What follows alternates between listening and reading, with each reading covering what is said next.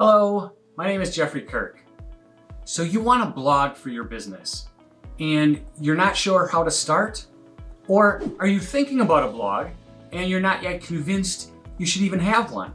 And hey, if this is the first time you're watching one of my videos, go ahead and hit subscribe right now. I put out new stuff every week, and by subscribing, you can stay informed. This video is about how to get started with a blog for your business. But in case you're not convinced that your business needs a blog, let me say a few words about that first. If you already know you want a blog and you don't need any convincing, then you can go ahead and just skip the next minute. For almost as long as blogs have been around, I've been recommending them for business use. And that's because they do several things really, really well. Blogs show Google that your business is growing. Every time you add a new blog post, your website gets one page bigger. And in the online world, bigger is better. Blogs teach Google what keywords apply to your business. Blogs help your business show up in more searches, and blogs demonstrate your expertise to your site visitors, and they help to create authority in your industry.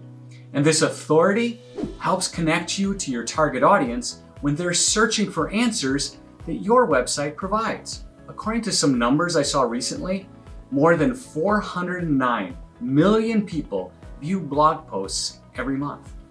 And those people look at more than 20 billion pages. You want your business to be among those pages to get that attention. If your business does not appear in those search results, then you are losing a lot of potential clicks, a lot of potential visitors. Blogs are also an excellent channel to keep relevant content in front of your visitors, to keep them on your website for a while. And if your blog is good enough, they might even keep coming back. These are just a few reasons. Are you convinced yet? But let's get on to the topic of starting a new blog for your business. How do you do that? The first thing you need to do is identify and understand your audience. Who do you want to target? And what do they need? Are you looking for millennials?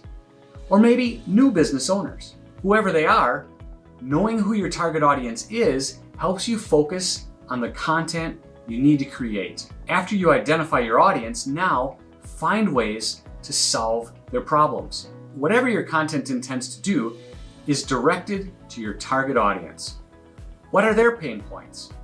What are they searching for? What do they want to know? Now that you know who your target is, it's time to plan your content. Presenting topics that are intended for your specific users will provide good authority and relevance to your website. After identifying the kind of content you want to create, using specific keywords related to your business is a good way to increase your site traffic. Use keywords you think your users will use when searching for your specific services. I might want to use a phrase like, how to start a business blog. Oh yeah, I did do that. And look, you're here. Now, what if you own a law firm that specializes in child custody issues? Then shared custody tips for parents during a pandemic might be interesting. What if you have a dental practice? Then what to expect during and after wisdom tooth extraction will likely reach some of your prospects. What if you're a CPA? Then how about 5 tips to survive cash flow problems? And one more example. If you're an electrician, maybe 7 questions to ask before hiring an electrician would be a good blog post idea for you. These are just a few examples of potential topics. There are good options in every industry because your prospects are using search engines and are looking for something. Keyword research does take time, and that's why planning is a crucial step. To be most successful in your blogging efforts, focus on your target audience and then use that knowledge to find keywords that they will use. I have several videos that teach you how to do effective keyword research. Look for the one called Keyword Research Start Here. I have a link for that one below. Next, start writing. Remember, to create good content, it means you must provide information that searchers are looking for.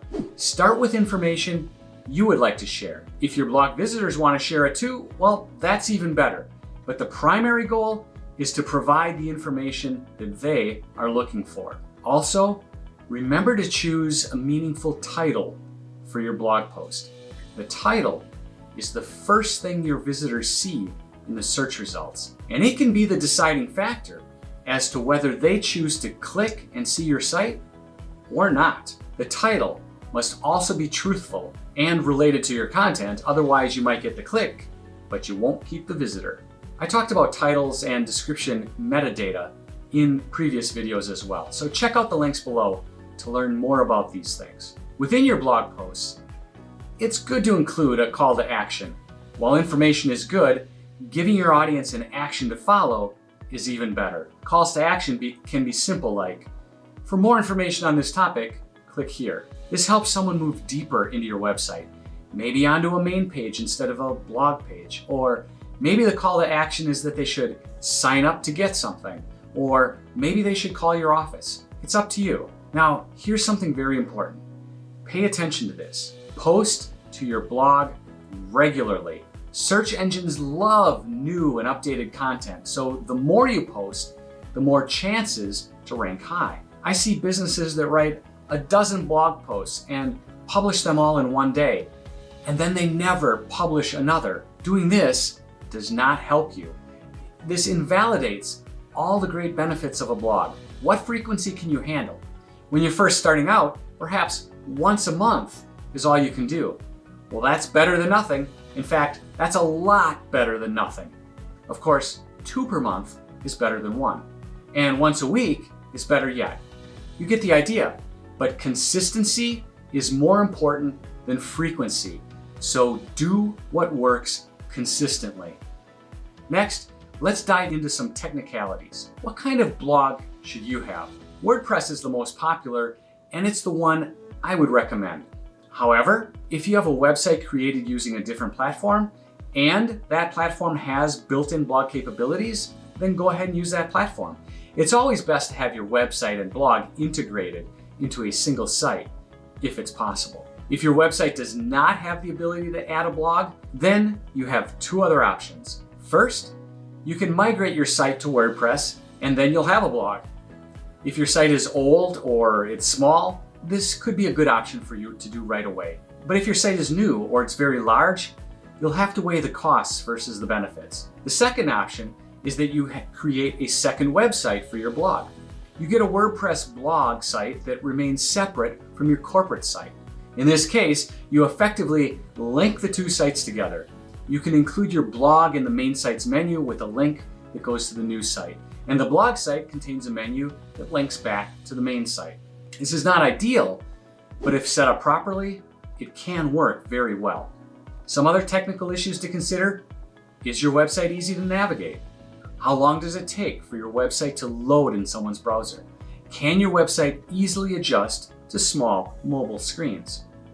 Your site visitors will hit the back button the moment they find your website confusing or slow. Also remember to apply a little search engine optimization to all your blog posts. I already mentioned titles and meta descriptions earlier. These are important considerations for blog post SEO.